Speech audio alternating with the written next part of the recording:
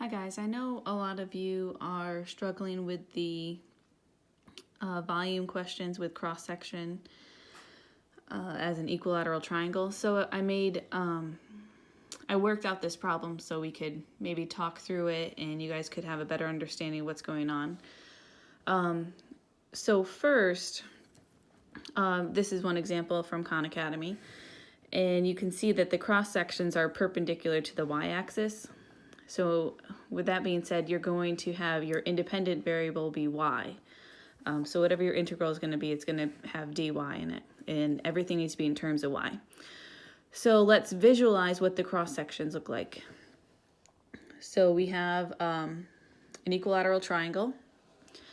And as you can see, we have x and x as half of the base here.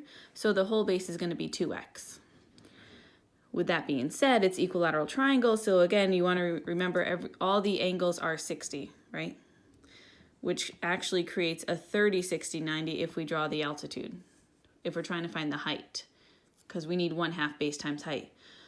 So in this case, if half of the base here is x, x will be across from the 30, so across from the 60 will be radical 3 times x. So when we're talking about the area of a triangle here, this triangle, it's 1/2 base times height.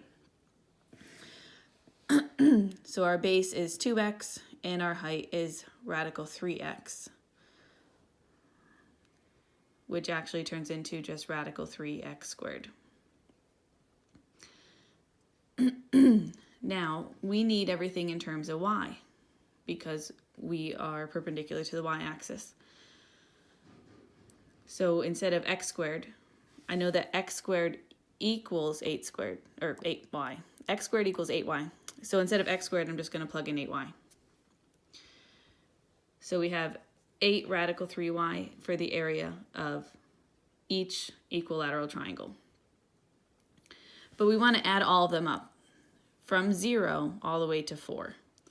So our integral will be written like this.